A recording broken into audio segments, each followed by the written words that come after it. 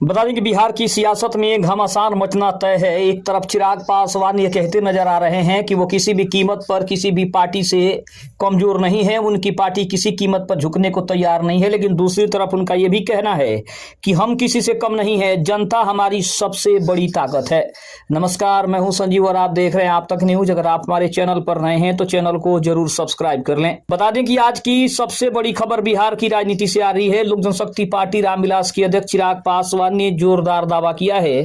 चिराग और उनकी पार्टी का कहना है कि हम किसी से कम नहीं है, जनता हमारी सबसे बड़ी ताकत है। बता दें कि चिराग पासवान ने मंच से साफ साफ कहा है कि बिहार की राजनीति में उनकी पार्टी को नजरअंदाज करना किसी भी दल के लिए आसान नहीं होगा। उन्होंने इशारों में एनडीए और विपक्ष दोनों को चेतावनी भी दे डाली है। उन्होंने कहा कि बिहार की राजनीति में अपनी मजबूत पहचान रखते हैं, हम जनता के दम पर खड़े हैं और जनता का भरोसा ही हमारी सबसे बड़ी ताकत है। अब सवाल यह है कि चिराग का यह बयान ऐसे समय में क्यों आया है। दरअसल बिहार विधानसभा का चुनाव काफी करीब है और एनडीए के भीतर सीट बंटवारे को लेकर खींचतान अभी भी चल रही है। चिराग पासवान का यह बयान उनकी राजनीतिक रणनीति और दबाव बनाने की कोशिश के तौर पर भी देखा जा रहा है। कुछ लोगों का यह भी कहना है कि चिराग पासवान ने सही समय पर अपना असली रूप दिखाना शुरू किया है। राजनीति के विशेषज्ञ मानते हैं कि चिराग पासवान युवा चेहरा है, लेकिन उनके पीछे रामविलास पासवान की विरासत भी शामिल है। यही वजह है कि चिराग अपने आप को किसी भी सियासी समीकरण से बाहर नहीं देखना चाहते हैं और इसीलिए उन्होंने अपनी असली ताकत दिखानी शुरू कर दी है। वहीं विपक्ष भी इस बयान पर अपना नजर गड़ाए हुए है। कहा जा रहा है कि अगर एनडीए में सीटों पर सहमति नहीं बनती तो चिराग विपक्ष के लिए भी अहम विकल्प बन सकते हैं, यानी उनकी राजनीति दोनों तरफ से दिलचस्प मोड़ ले सकती है। सोशल मीडिया पर भी चिराग पासवान छाए हुए हैं और हैशटैग चिराग पासवान लगातार ट्रेंड कर रहा है। कुछ लोग कह रहे हैं कि चिराग ही असली युवा चेहरा है, तो कुछ का कहना है कि यह सिर्फ सीटों पर दबाव बनाने की एक चाल है। जनता की राय बटी हुई है, लेकिन चर्चाओं का जो बाजार है वो काफी गर्म है। अब सबसे बड़ा सवाल यही है कि क्या एनडीए चिराग पासवान की मांगों को मानेगा या फिर चिराग अकेले चुनावी मैदान में उतरेंगे।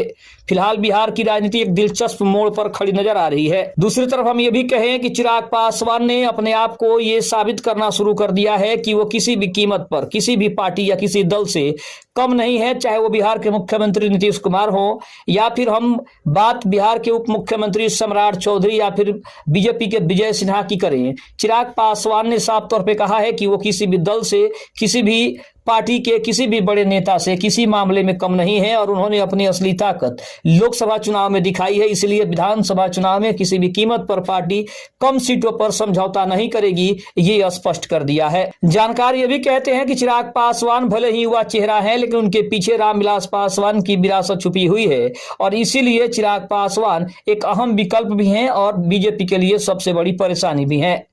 कहा जा रहा है कि अगर एनडीए में चिराग पासवान के लिए बात नहीं बनी तो विपक्ष के लिए एक अहम विकल्प बन सकते हैं, यानी कि महागठबंधन के लिए भी रास्ता खुला हुआ है। दरअसल ये बयान जो है वो काफी दिलचस्प भी है और लोगों का कहना है कि चिराग पासवान ने सही समय पर सही निशाने पर जो है वो तीर लगाया है। अब देखना काफी दिलचस्प है कि इसके ऊपर एनडीए का रिएक्शन क्या होता है, एनडीए उनकी कितनी बातों को मानता है और उनके फैसले पर आखिर अपनी क्या सहमति दे पाता है या फिर नाराजगी होती है। लेकिन कहा जा रहा है कि नीतीश कुमार और उनकी पार्टी ने पूरी तरीके से एनडीए के ऊपर दबाव बनाया है कि चिराग पासवान को जितनी कम सीटें दी जाएंगी उतनी ही ज्यादा फायदा एनडीए में जदयू और बीजेपी दोनों को होगा, क्योंकि चिराग पासवान जैसे नेताओं को ज्यादा सीटें अगर मिलती है, अगर उनकी पार्टी ज्यादा सीटें जीतती है तो आने वाले विधानसभा चुनाव के बाद जब सरकार बनाने की बात होगी तो चिराग पासवान सरीखे नेता अपना दबाव बनाएंगे और अपने मन मुताबिक सीटों का बंटवारा करेंगे, विधानसभा क्षेत्रों का बंटवारा करेंगे।